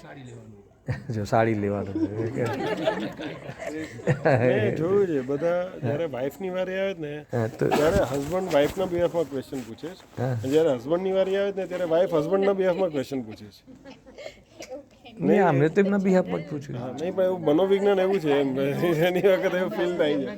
અને વાંધો નહીં, તમારા આ શોખ બે પર આવી પ્રશ્ન ખ્યાલ આવે, બહુ સારા પ્રશ્ન છે. મને એમ લાગે છે કે મારા મેસેજ તમારી પાસે પહોંચી રહ્યા છે, જે મતલબ હું સ્વાધ્યાય કરાવી રહ્યો છું એમ. કે જો એક વસ્તુ તમે એમ કીધું કે ભાઈ જે સુખ તો લાગે છે ભોગવવામાં, બરાબર છે, તો ખરેખર લાગે છે. ચલો હું કહી દઉં, લાગે છે. માની લો કે તમને પ્રશ્ન પૂછું કે માનો કે તમને બહુ તરસ લાગી છે, જબરજસ્ત તરસ લાગી છે, તાપ બહુ માથે ચડી ગયો છે. હવે તમને એ વખતે કોઈ એકદમ પ્યોર સિકંજી કે જે ઠંડાઈ તમને કોઈ આપે છે, હે ને, તો તમને જે આકુરતા મટે છે ને, મટે છે, ઠીક છે. હવે આકુરતા મટીને એ ઠંડાઈથી મટી છે એવું આપણને લાગે, ઠંડાઈથી નથી મટી. એ તમારી તીવ્રતા હતી ને કસાય, જે આ ઠંડાઈની કે જે ગ્રહણ કરવાની, એ કસાય ડાઉન થઈ. પહેલાં સમજો, એ કસાય ડાઉન થઈ. હું પહેલાં આખું બોલું, એમાં તમારે જવાબ આવી જશે, પછી તમે પ્રશ્ન કરો. ખરેખર એમ બન્યું છે કે કસાય ડાઉન થઈ છે, તમારો વિકલ્પ સ્લો પડ્યો છે ને, એટલે આકુરતા ઓછી લાગે છે. કોઈ કહે કે નહીં અમે તો પીધું ત્યારે ઓછું થયું ને, એ તમારો બીજો પ્રશ્ન હશે. તો સાંભળો, એવું કેટલી વાર બને છે કે એ બાહ્યમાં કાર્ય ન થાય તો બી વિકલ્પ શાંત થઈ જતા હોય. તમને એક ઉદાહરણ આપું. માન લો કે રાત્રિમાં આપણે જમવાનો ત્યાગ છે, બરાબર, ભોજનનો ત્યાગ છે, છતાં ભૂખ લાગી ગઈ, હે ને, ચોવ્યાર તૂટી ગયો સમજી લો, એ પાછો બીજો વિષય છે, બરાબર છે. ખાધું નહીં એટલે ચોવ્યાર રહ્યો એમ નહીં, ખાવાનો ભાવ આવી ગયો એટલે ચોવ્યાર ગયો એમ. એ રાત્રિ ભોજનનો ત્યાગ હતો, એમાં ડિસ્ટર્બન્સ થઈ ગયું, એ વિષય અત્યારે નથી. માન લો ઘણી વાર એવું બને કે રાત્રિમાં બહુ જબરજસ્ત તરસ લાગી કે ભૂખ લાગી, હવે નિયમ તો લઈ લીધું છે અને એટલી ઈમાનદારી છે કે નિયમ તોડવો નથી, એટલે આપણે કોઈ બી રીતે ઉપયોગ પલટાયો, ક્યાંય ને ક્યાંય ઉપયોગને આગળ પાછળ લઈ જઈ એને ડાયવર્ટ કરીને આપણે ટાઈમ પસાર કરી દીધો એ વખત, બરાબર. હવે આપણે સવાર થઈ, તો સવારે આપણે મંદિર ગયા, પ્રવચન સાંભળ્યું, ત્યાં સુધી કોઈ આકુરતા નથી થતી, એ વિકલ્પ ગાયબ થઈ ગયો. માન લો વિકલ્પનું આયુષ્ય જેટલું હતું, તો એ સંબંધી વિકલ્પ ન રહ્યો, તો એ સંબંધી આકુરતા ના થઈ. આ સીનમાં ભોજન નથી લીધું, આ સીનમાં આપણે એની ડિમાન્ડ હતી એ પૂર્તિ નથી કરી, તો બી એ વિકલ્પ ના રહ્યો. એવા કેટલાય પ્રસંગો હોય છે કે પૂર્તિ ના થવા છતાં બી વિકલ્પ જતો રહે છે. એક, ડાઉન થઈ જાય છે. બે, બીજું કે માની લો કે કોઈ વખત એની પૂર્તિ કર્યા પછી વિકલ્પ ડાઉન થાય છે, પણ સુખ જે લાગે છે એ વિકલ્પ ડાઉન થયો એનું જ સુખ છે. તો પછી આપણે સંપૂર્ણ વિકલ્પ મટાડવાનો પ્રયાસ કેમ ના કરીએ? હે ને? પણ આપણે શું કરીએ છીએ, આપણને ગાંઠ મારી દઈએ છીએ કે નહીં આ સિકંજી લીધી એટલે, આ પદાર્થ આવ્યો એટલે, ગોલ્ડ લઈ લીધું એટલે, હે ને? ત્યારે તો એ ચાલે છે ને, સાડી શું કામ ગોલ્ડ જ લઈએ ને, તો ગોલ્ડ લઈ લીધું એટલે બહુ શાંતિ થઈ ગઈ, બરાબર? આપણને એવું લાગે છે. અને એને લઈને આપણે અનાદિથી વસ્તુનો સંગ્રહ કરવાનો, એ વસ્તુને મેળવવા પાછળનો ઉપાય કરીએ છીએ. પરંતુ આપણને એ ખ્યાલ નથી આવતું કે વસ્તુ હોવા છતાં આકુળતા થતી દેખાય છે. એટલે એ વસ્તુ કે સામગ્રીથી આકુળતા મટતી નથી, અને આકુળતા તો વાસ્તવમાં વેદજ્ઞાનથી મટે છે. અને એક કષાયમાં એવું સ્વરૂપ છે કે સળંગ નથી રહેતી, મન તીવ્ર થયા રાખે છે. એટલે જ્યારે મંદ પડે ને ત્યારે આકુળતા ઓછી લાગે, અને જ્યારે તીવ્ર થાય ત્યારે આકુળતા. માન લો એવું નથી કે વસ્તુ મળી ગયા પછી એવા બી સીન ઊભા થશે કે વસ્તુ મળી ગયા પછી એ બહારની પૂર્તિ થયા પછી કે કસાય વધે જ ઘટે જ એવું નથી હોતું, વધે બી છે. માન લો કે આપણે દીકરાએ કીધું કે ભાઈ પપ્પા મને ગાડી લઈ આપો, એમ અત્યારે જે લેટેસ્ટ ચાલતું એ લઈ આપો. આપણે એની પૂર્તિ કરી કે લે બેટા તું લે 2 કરોડની ગાડી 3 કરોડની ગાડી આ લેટેસ્ટ ગાડી લઈ આપી તને. હવે એને એવું જરૂર નથી કે વિકલ્પ શાંત થઈ જાય, અને એમ કહેશે કે ભાઈ હવે તમે 2 દિવસ લેટ લઈ આપી, બાજુવાળાને તો મારા પહેલાં આવી ગઈ. હવે એને દુઃખિત થવું છે, તો જેને એ રીતે થયા રાખશે. તો એ રીતે છે, એના વિકલ્પો શાંત નહીં થાય એના ઓર ત્યારે એ દુઃખિત થશે. એટલે ઉપાય છે કે વિકલ્પ શાંત કરો. હવે એના માટે આ બધું ભેદ જ્ઞાન કરાવીએ, બરાબર? એક તો પ્રશ્ન એ થઈ ગયો કે એમાં ભોગોમાં સુખ નથી, એ સુખાભાસ છે, અને ભોગથી સુખ નથી. સુખ તો ત્યાં બી કસાય ઘટવાથી થાય છે. ક્લિયર?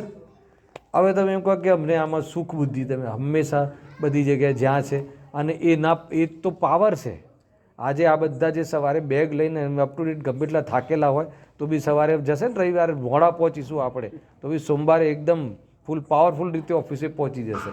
તો એની પાછળ શું રહસ્ય છે કે એને એમ લાગે છે કે આ પૈસા કમાવાથી સુખ મળે છે, કમાઈ શકું છું એનાથી સુખ મળે છે, એના આધાર ઉપર એ પ્રયાસ કરે છે. અને એટલા માટે પછી તત્વજ્ઞાનથી સમજાવીએ છીએ, કેમ કે એ દુઃખીનો દુઃખી જ રહેશે. ભલે ને ગમે એટલું કમાવા જતો હોય તો તમે એની સાથે જાઓ એકવાર, કેટલી આકુળતા રહે છે.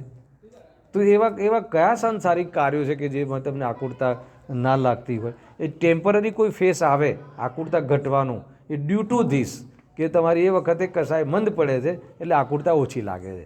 પણ એ વસ્તુ બહારમાં મળી એટલે, અથવા એ ભોગ આપણે કર્યો એટલે થયું એવું ભ્રમ છે.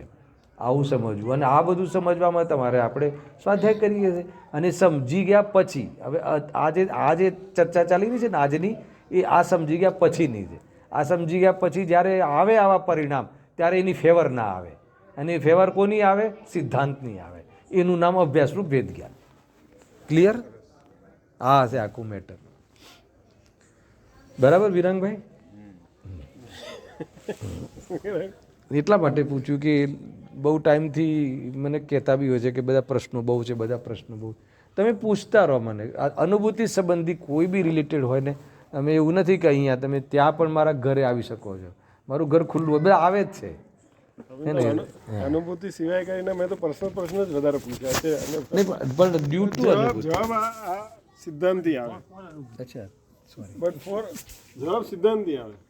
એક છે ને સાહેબ, એક એમ કે આમ ક્વેશ્ચન મજાકનું નથી, બહુ સિરિયસ છે, પણ એ ટોન એવું આવે છે કે સંસારમાં તો એક તસ્સુ માત્ર પણ સુખ નથી, અંશ પણ નથી સુખનો. અમારે અત્યારનો આજે વર્તમાન બહુમનો તો સંસાર પાર પાડવાનો જ ને, જે આગલા 30-40 વર્ષ 50 વર્ષ. એક અંતરંગમાં તો જે તમે કીધું એ કે સંસાર પાર પાડવાનો એટલે શું? એટલે પૂરું કરવું પડે, જે પણ નિભાવવું પડે એ વ્યવહારમાં, જીવનમાં જે વ્યવહાર, જે આજે બૈરી છોકરા જે કમાવા જવું પડે. અમારે છે ને પરેશભાઈ, બેલેન્સ કેવી રીતે કરવું? પરેશભાઈ આવો એક પ્રશ્ન સભામાં કરતા હતા એક ભાઈ, બહુ મિત્ર છે આપણે, બહુ મોટી ઉંમરના છે. તો જ્યારે અમે આવું ભેદજ્ઞાનની વાત કરીએ ને તો એ મને પૂછે, એ ભરી સભામાં પૂછે કે સાહેબ તમે કહો છો એ વાત બધી બરાબર છે, પણ હવે એ વખતે તેલના ડબ્બાના 2500 ભાવ ચાલતા હશે, તો કે આ તેલનો ડબ્બો 2500 રૂપિયાની વાઈફ માગે તો એ વખતે પછી શું કરવાનું? આવા પ્રશ્નો આ રીતે ફરી સભામાં મેં તો બહુ પ્રશ્નો ફેસ કર્યા છે આ રીતે. એટલે એવું કશું નથી. અચ્છા તમે શું કરશો માનો? અચ્છા સમ્યક દ્રષ્ટિ શું કરશે? એ જે ફરજ છે એ તો નિભાવશે ને, પણ એકત્વ કર્યા વગર નિભાવશે. હા, તો એ રસ્તો છે ને, તમારી પાસે જવાબ બી તો છે, તમારી પાસે જવાબ બી તો. જો આમાં છે ને, હું તમને બીજી વસ્તુ કહું, જે કે બેનનો પ્રશ્ન હતો કે ભાઈ લાઈફસ્ટાઈલ ઘણી વખત બહુ જ એમ ઓક્યુપાય રહેવાય છે. બાળકો એ મોટા થતા જાય તો એમનું સ્ટડી, હાયર થિંકિંગ, હાયર એમ્બિશન્સ, આ બધા અપલક્ષણ છે. પણ ઓકે, હે ને. હવે હું એમ કહું છું કે ગ્રસ્ત જીવનમાં હજુ ગ્રસ્ત જીવન છે, તો ગ્રસ્ત જીવનમાં આ બધી પરિસ્થિતિઓ બને છે. અને આ બધી પરિસ્થિતિઓ બને છે ને એની વચ્ચે આ કામ કરવાનું છે. મેં તમે સવારે મને થોડુંક સાંજે હિન્ટ આપી હતી કે આવું ઓક્યુપાય રવાય છે, તો શું આ બધું ક્યારે, તો એમાં મેં તમને મારું થોડુંક ઉદાહરણ આપ્યું હતું. તો હું તમને ફરીથી બધાની વચ્ચે ઉદાહરણ આપું, બરાબર છે. કે માન લો કે જ્યારે મેં મારા જીવનમાં મારો જે 90માં મારા દીકરાનો જન્મ થયો ને, 89માં મારું મેરેજ થયું, 90માં મારા દીકરાનું લગ્ન થયું, જન્મ થયો. હવે એ વખતની મારી લાઈફ બહુ સ્ટ્રગલવાળી હતી. એટલી સ્ટ્રગલવાળી હતી કે આજીવિકા માટે આપણે 12 કલાક, 14 કલાક, 16 કલાક બી આપવા પડે, એવી સ્ટ્રગલવાળી લાઈફ રહી. ઓકે. હવે એનામાં હું મારી ઇન્ડસ્ટ્રીઝમાં એ વખતે બી નાનું કારખાનું કહો, એ વખતે ફેક્ટરી હતી, તો એ વખતે હું કોઈ એક મેનેજર મારે રાખવો હોય ને તો એફોર્ડ નહોતો કરી શકતો, કે ના જાતે જ કરવું પડે એમ, બરાબર છે. અને એટલું ઓક્યુપાય રહેવાનું. એવા કાલમાં 90 પછી 91માં મારા પરિણામ ફર્યા, મને આ બાજુનો રસ જાગવા લાગ્યો. એવા સ્ટ્રગલ પીરિયડમાં ભાવેશભાઈ, બરાબર છે. તો જો હું ઓફિસ નથી જતો, તમારો બી જવાબ આવી જશે. હું ઓફિસ નથી જતો તો આજીવિકા સંબંધી જે નૈમિત્તિક કાર્યક્રમોમાં જે થવું જોઈએ એ બી ત્યાં એવો વિકલ્પ રહ્યા કરે. તો શું કર્યું હશે મેં? તો મેં એ વખતે મારા જીવનમાં રાતમાં જે સમય હોય ને, અથવા સવારે ઉઠવાની મારી લૌકિક જીવન હતું ને, ત્યારે સવારે ઉઠવાની આદત હતી. હું લૌકિક અભ્યાસ બી રાત્રે નહીં કરતો, સવારે ઉઠીને જ કરતો 4 વાગે. એટલે આજે તમે 4 વાગે મને રિંગ કરશો ને તો હું મળીશ, મારી હોટ સીટ ઉપર, મારી ખુરશી પર મળીશ. આજે બી, અહીંયા બી, ક્યાંય બી એમ. તો એ બોડી એ રીતનો સંસ્કાર થઈ ગયો છે, બરાબર. તો હું એનો લાભ ઉઠાવી લઉં છું. અને કદાચિત પછી એ વખતે બુદ્ધિપૂર્વક, એ વખતે તો રાત્રે 2 વાગ્યા સુધી, એ વખતે વિધવાનું ના મળે, આટલું ઇઝી અવેલેબલ નહોતું. 2-4 મોટા હતા જે ડૉક્ટર સાહેબને, તો એમની પાસે જવું કઠિન પડે, ટોળા હોય. અને બીજો સંકોચ થાય કે આપણે પૂછીશું એ બરાબર છે કે નહીં, કેટલી બધી મેટરો હતી, રાઈટ. તો બી પછી નક્કી કર્યું. તો બધા જીનવાણી, હજારો જીનવાણી વસાઈ ઘરમાં લઈ આવ્યા. ઘરમાં લાવીને પછી અભ્યાસ ચાલુ કર્યો. તકલીફ પડતી હતી તો ટોડરમલ સ્મારકમાં મેં જે ત્યાં ચાલે છે ને, ત્યાં 5 ક્લાસનું એ વખતે મેં રેકોર્ડિંગ કરાવ્યું 5 વર્ષનું. એટલે એ 5 ક્લાસ છે ને, 5 વર્ષનું સિલેબસ છે, તો એક જમાં 5 વર્ષનો કોર્સનું મેં રેકોર્ડિંગ કરાવ્યું, ઘરેનો અભ્યાસ કર્યો. આ બધું ફેક્ટરીમાં સંભાળીને જેવી આપણી જિમ્મેદારી હતી નિભાવતા હાથ ઊભા નહોતા કર્યા. ખાલી આ જિમ્મેદારી નિભાવવાનો ભાવ છે, પણ જિમ્મેદાર હું છું જ નહીં એવી વાત પછી ખબર પડી મને. હું એ ચીજનો જિમ્મેદાર નથી, પણ જિમ્મેદારી નિભાવવાનો રાગગ્રસ્ત જીવનમાં આવ્યા વગર રહેતો નથી. પણ એ ભાવ આવતો તો એને નક્કી કરી લીધું કે ભલે ભાવ આવે પણ હું એનો જિમ્મેદાર નથી. એ અંદરમાં મને અમૃત જેવી જે શાંતિ અપાવવાળા જે ગુરુદેવસિંહ સિદ્ધાંતો કહ્યા ને, એ આપણને લાગી ગયા, બરાબર. તો આ રીતે કામ કર્યું. તમે બહારમાં કોઈ ઉદયમાં ફેરફાર નહીં કરો તો તમારી એ ઉદયમાં ફેરફાર કરવાનું કીધું જ નથી. તમારી મનસ્થિતિ ચેન્જ કરો, તમારી સોચ ચેન્જ કરો. જે ઘણા લોકોને, આ તો ઠીક છે, અહીંયા તો જેટલા બેઠા છે અને જૈન ફેમિલીઓમાં એવી પ્રોબ્લેમ નથી હોતી, તો એવા લોકો હોય છે કે સાંજે શું જમીશું, અને એવા મોટા મોટા વિદ્વાનો થઈ ગયા, બનારસી દાસ જેવા, એને ભોજન માટે કરજો કરવો પડતો, એવી એને સમ્યક દ્રષ્ટિ થઈ ગયા.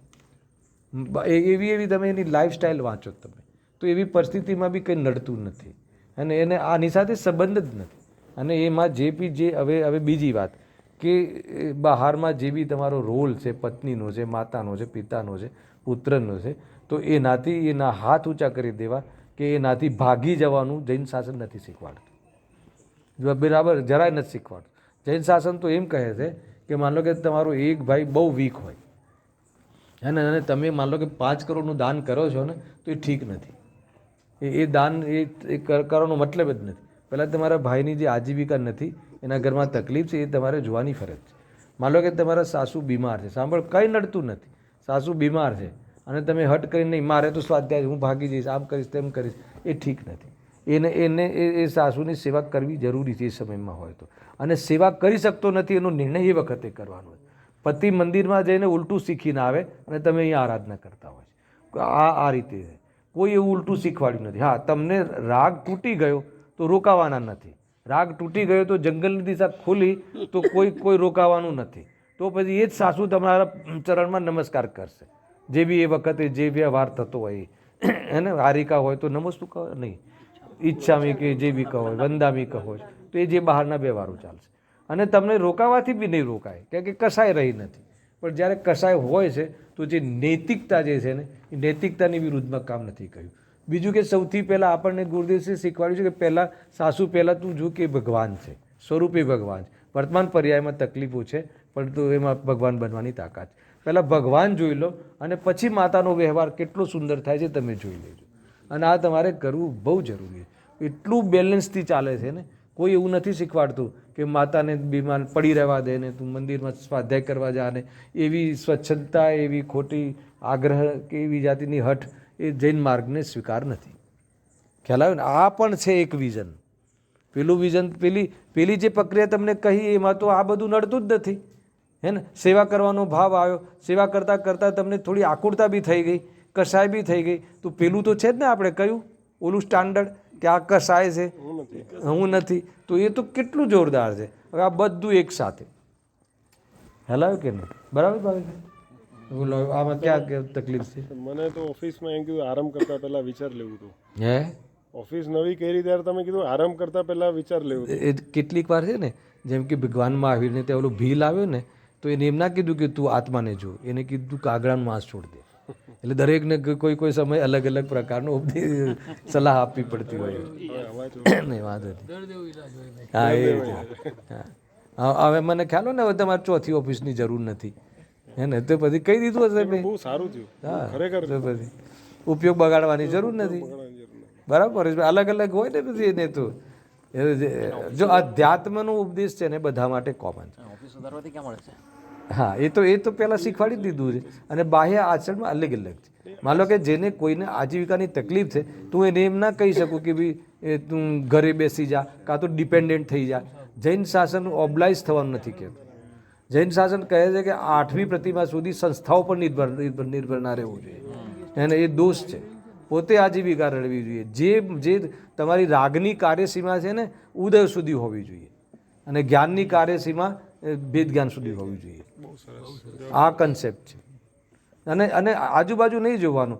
મારા જીવનમાં મને એમ લાગે છે કે મને એક ટાઈમ ભોજનની વ્યવસ્થા છે તો એ રીતે જીવતા શીખી લો. અને એ તમારી રાગની કાર્યસીમા તમારા ઉદય સુધી. આને આમ છે ને, આને તેમ છે ને, ભાઈને આમ છે ને, પેલાને આમ, કંઈ નહીં. એ ઉદયની બધી મેટર હોય. બહુ શાંતિથી જીવન જીવવાનું. કારણ કે આપણું એ વજૂદ જ નથી. આપણે એ આપણું વાસ્તવમાં આપણું એજન્ડા જ નથી. એને જે રીતે હોય એ રીતે એ જીવન કાઢી લેવાનું એક ટાઈમ પેટ ભરીને. પણ આ અધ્યાત્મ જે છે ને એ પેટ ભરીને કરવાનું. આ કામ કરવાનું બહુ જ બેલેન્સ છે. હે ને? દુનિયા ક્યાં ચાલે છે એનાથી કોઈ મતલબ નથી. અત્યારે જે ચાલી રહ્યું છે ને એમાં તો હવે શું કહેવું. પણ આ નહીં હોય ને, આ સંસ્કારો નહીં હોય ને તો બસ એ જ પંચમગાલનો પ્રભાવ રહ્યા કરશે. બીજું શું? વિચારો, આપણી પાસે કોઈ શું કરશે કાંઈ નહીં. આપણી પાસે તો અખૂટ ધન છે, બધું જ છે, પૂરું છે, આપણી ફૂલ માલ છે. અને બસ ત્યાં ગુરુદેવનો બહુ જ મહિમા આવે છે. હે ને? વાસ્તવમાં એ ભૂલાય એમ નથી. પરંતુ એ મહિમા એમને કહેલા તત્વને જો તમે ન ઓળખો તો પછી એટલે હું કડક બોલતો હોઉં છું. એમને કહેલી વાત ઉતારવી નથી અને ગુરુદેવ કરવું છે તો ના ચાલે. એને એમની આજ્ઞામાં રહેવું નથી. તો અમે કેવી રીતે કહીએ કે તમને ગુરુદેવનો મહિમા છે? તો ખોટે કહે છે. મહિમા બી ગલત છે, માયાચારી છે મહિમામાં. ખ્યાલ આવ્યો? હું આ કન્સેપ્ટ છે મારો કહેવા પાછળ. બાકી બહુમાન આવે છે તો આવે જ છે ને, એમાં શું રહે શું એમાં. અને આપણે જોતા જ રહીએ. મારે હું ટેબલ ઉપર છે ને મેં તમારી પાસે ધ્યાન મુદ્રાનો ફોટો મંગાવ્યો હતો, બરાબર છે, સોનગઢથી. એ લાગેલો છે. હું ડેલી 4 વાગે કહું ને સ્વાધ્યાય કરું ને તો હું એમાંથી એવી રીતે ગુરુદેવજી શ્રી મને એમ કહેતો એવો અનુભવ કરું છું કે તારું પ્રયોજન આ ધ્યાનમાં રહેવાનું છે. તારું પ્રયોજન જઈને પ્રવચન કરવાનું નથી, શુદ્ધોપયોગમાં રહેવાનું છે. એવી યાદ આવે એટલા માટે મેં લગાવ્યો છે ફોટો. અને મને એકવાર તો યાદ આવે જ. અને એટલા માટે હું કેટલીય વાર સામાયિકમાં બેસું છું. હું જેટલું તમને કહું છું ને એ રીતે મારું જીવન પણ છે. હું મતલબ કે મારે પ્રવચન છે તો હું પ્રવચન માટે જ 4 વાગે ઉઠું એમ થોડી છે. હું સામાયિક માટે ના ઉઠું. હું મારા પોતાની સાથે રહેવું છે મારે તો એના માટે હું ઉપાય ના કરું એમ. અને એ ઉપાય હું ક્યારેક ક્યારેક 2:30 વાગ્યાથી મારી ઊંઘ ઉડી જાય તો હું કરતો હોઉં છું. અને એનો ફ્લો પછી પ્રવચનમાં આવતો હોય. કેટલું જબરજસ્ત એમાં ચિંતન રહે છે, કેટલું આત્મલક્ષી આપણી અંદરમાં પરિણતિ તૈયાર થતી હોય છે. અને આ બધું જીવનમાં આવી શકે છે. જેને ઓછા વધતા હોઈ શકે છે, પણ આનો ટ્રેડ આ છે, આનાથી વિરુદ્ધમાં નથી. પોતાની તૈયારી રાખવી જોઈએ. કાંઈ નથી દુનિયા માટે, બસ આ બધું સ્વભાવ માટે ફના થઈ જાઓ. દુનિયાની દુનિયા જાણે, કાંઈ મતલબ નથી. આ દુકાનદારી દુનિયાદારીમાં કાંઈ નથી મળવાનું. અને એમાં જેટલો આપણો રોલ છે નૈતિકતાથી એ કરવું જોઈએ. જેમ કે અમારી પછી એસ્ટાબ્લિશ થઈ, ઇન્ડસ્ટ્રી બરાબર આગળ વધ્યું અને મને આમાં હવે થોડું કેવું પડશે. આ એક લીટી પતાવી દઉં જરા. ચોક્કસ. હા, તો પછી માન લો કે મેં જ્યારે મારા પાર્ટનરોને એ કીધું મેં કે ભાઈ હું તો બહુ સમય આમાં ઓક્યુપાય કરું છું અને હું અહીંયાથી કંઈ લઉં છું, કંઈ બી ધન લઉં છું તો એમ ના લઈ શકું હું. એટલે હું આ કામ છોડું છું, તમે લોકો કરો. અને જે મારી મૂડી છે એનું મને ઇન્ટરેસ્ટ આપી દેજો, જેવી એ બી નોમિનલ. અને કારણ કે હું કામ નથી આપી શકતો. તો આવી નૈતિકતા પણ હોવી જોઈએ. જે રીતે જીવન જીવાય એ રીતે જીવવું જોઈએ, પણ અને અધ્યાત્મના ભોગે નહીં. બહારમાં જેવો ઉદય હોય એવો, પણ અધ્યાત્મના ભોગે કોઈ બહારમાં કોઈ બીજા મોટા સપના નહીં જુઓ. કંઈ લાભ નથી થવાનો. કારણ કે ઉદયગત છે એ બધું શું છે? ઉદયગત છે, પુરુષાર્થગત નથી. અને આપણને એની જરૂર બી નથી. જે વસ્તુની દ્રષ્ટિ છોડવી છે એની પાછળ શું ફરવું? એને જાય તો કોઈ ફરક પડતો નથી, અને આવી જાય તો એ કોઈ મતલબ નથી. તો આ એક તમારો એંગલ તમારો હશે ને તો ઘણી બધી બાબત ખ્યાલમાં આવશે. આપણે બેને જ લાગુ પડે છે. આમ તો બધું એમને મને જ અનુલક્ષી બધી જ વસ્તુ. કારણ કે આ સારું છે ભાઈ રિટાયર થઈ ગયા છે. કારણ કે આવી નૈતિકતા જેની પાસે હોય છે એને સંસારના દરેક ઉપલબ્ધિઓ મારપાર દોડીને આવે છે. એમાંથી પાછું બહાર નીકળતા માટે ખાલી અધ્યાત્મ સિવાય કોઈ ઉપાય નથી. રિટાયર થયા નથી ભાઈ. હા, એમને પછી એમનું એ રેઝિગ્નેશન એક્સેપ્ટ નથી થયું. એક્સેપ્ટ નથી કરતું કોઈ. જરૂર છે. નહીં, પણ એમાં શું થયું?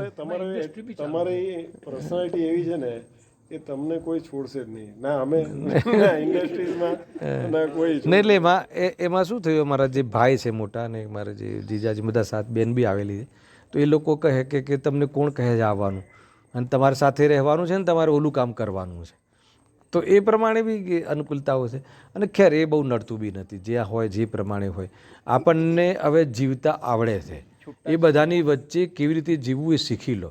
જ્યારે બી પરેશભાઈ, જ્યારે યુવા વર્ગ મારી સાથે આવે છે ને હમણાં બહુ જોડાઈ રહ્યો છે, તો એમને એ કહું છું કે તમે આ તત્વજ્ઞાન એવું છે કે બહારમાં કોઈ બી પરિસ્થિતિ હોય તમે નોર્મલ રહી શકો છો. ચોક્કસ. તો એટલા માટે તમે જલ્દીથી જલ્દી આ તત્વજ્ઞાનનો તત્વ અભ્યાસ કરી લો. પોઝિશનો કેવી બી હોય ને નોર્મલ રહેતા આવડી ગયું ને વાત ખતમ પછી. અને કેમ કે પોઝિશનો તો બદલાવ ઉદયગત છે ને, પહેલથી બુક કરાયેલી છે ને. હે ને, આપણને કયું શરીર મળવું, શું મળવું, કેટલા નુકસાન થવા, કેટલા આવા, બધું પહેલથી બુક કરાયેલું છે. બધું જ ફિક્સિંગ છે. આજે મેચો રમાય છે ને એ બી મેચ બધી ફિક્સિંગ જ છે. બધું ફિક્સિંગ છે, કશું નથી એમાં. તો પછી હવે આપણે કરવાનું શું છે? તો પછી આપણે શાના માટે એની પાછળ રેસ્ટ કરવા. હે શાનું ઉદાસીનતા વધે એમ પૂછે છે. ઉદાસીનતાનો અર્થ ખ્યાલ છે?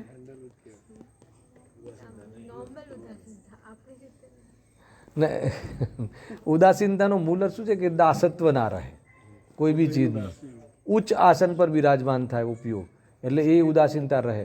અને બાકીની ચીજોમાં એટેચમેન્ટ ઘટે. અત્યારે એટેચમેન્ટની વાત છે. ભાવ આવી જશે, હું તમને એટલે જ કહું છું, લોકો ભાવ આવી જાય એટલે એટેચમેન્ટ પર વિચાર કરો. બહુ મોટી વાત છે. તમને ખ્યાલ આવ્યો ભાઈ કે આપણને ભાવ આવી ગયો, બે વસ્તુ. ઉદય એવો આવ્યો કે નોકરી કરવી પડી સવારથી, બરાબર છે. અથવા કોઈ ઉદય ના આવે તો કંઈ નહીં, ઔદયિક ભાગ વિફરી ગયો એકદમ કે નહીં યાર બીજી બ્રાન્ચ નાખવી છે. પણ તમારી એટેચમેન્ટ શું છે? એટેચમેન્ટ તમારી ઢીલી પડેલી હોય ને તો એ કશાયની તીવ્રતામાં જશે. અને એટેચમેન્ટ જે તમારી જે મંદ પડી રહ્યું છે મોહ, એ તમારી આરાધના ચાલુ છે. કશાયની તીવ્રતા મંદતા આરાધના નક્કી નથી કરતું. પણ ગુરુદેવસિંહ કહે છે કે પ્રપોઝ ડેટ એ બી મન તીવ્ર દેખાય છે, પરંતુ એ ધર્મ નક્કી નથી કરાવતું. ધર્મ તમારી એટેચમેન્ટ શું છે એ નક્કી કરાવે છે. જેમ કે જ્યારે પંખો ફરતો હોય તો સ્વિચ બંધ હોય ને તો એ બંધ થવાના, ફરતો હોય તો એ બંધ થવા સંબંધી છે. માન લો કે તમે સ્વિચ બંધ કરી દીધી, મમ્મીએ કહ્યું કે ભાઈ તું પંખો બંધ કર, સ્વિચ બંધ કરી અને ફરતો દેખાય છે, મમ્મી તમને વઢે કે હજી તો પંખો બંધ નથી કર્યો. અચ્છા પંખો બંધ કર્યો છે કે નથી કર્યો? અચ્છા પંખો ચાલુ છે કે નથી? ખ્યાલ આવી ગયો ને તમને? એટલે એ બધું ચાલુ દેખાશે બહાર, પણ તમારી એટેચમેન્ટ જો તમારી જો મેઇન જેટલી બી તમારા પ્રશ્નો આવશે ને હું તમને શ્રદ્ધાની ઓરથી જ બતાવે એમ. બાકી કસાયોમાં તો કોઈ દમ નથી. કસાયોમાં અનંત સંસાર બાંધવાનો તાકાત જ નથી. મિથ્યાત્વ એની સાથે પડ્યું છે ને, તમને સ્લો પોઈઝન છે. માન લો કે કેટલી સરસ મીઠી વાત થઈ રહી છે આ, અને માન લો કે એમ લાગે કે જાણે આપણે તો ને આપણે નક્કી હમણાં 1 કલાક પછી મુનિ દીક્ષા લઈ લઈશું એવી જાતિના ભાવ છે. પણ માન લો કે અંદરમાં એમ લાગે કે હું યાર કેટલું સરસ હું સમજાઈ શકું છું, તો સમજી લો કે ત્યાં આનંદ સંસાર ચાલી રહ્યો છે. આપણને એ ખ્યાલ નથી આવતો એ રીતે. તમે એટલે એટેચમેન્ટ ઉપર જેમ જેમ જીવ આરાધક વધશે હા. એમ એની પ્રસન્નતા વધતી દેખાશે ને, બહારમાં બી અંદરમાં બી બધી. પ્રસન્નતામાં તો એ નોર્મલ થતું જશે. પ્રસન્નતા એટલે કોઈ ઉછલકૂદમાં નહીં. પ્રસન્નતા કોને કહે છે જૈન શાસનમાં? નોર્મલ થવું એને પ્રસન્નતા કહે છે. વિતરાગતાને વાસ્તવમાં સુખ કહે છે. વિતરાગતામાં તો કોઈ પ્રવૃત્તિ નથી દેખાતી, તો એ લાઈન છે પ્રસન્નતા. અને જે બહારમાં રોમાંચ ઉઠે છે ને, એ ગુરુદેવસિંહ બોલે છે રહસ્યપૂર્ણ ચિઠ્ઠીમાં કે ધાર્મિક જીવોને અથવા આત્માર્થીઓને આ વાત સાંભળીને રોમાંચ ઉઠે છે.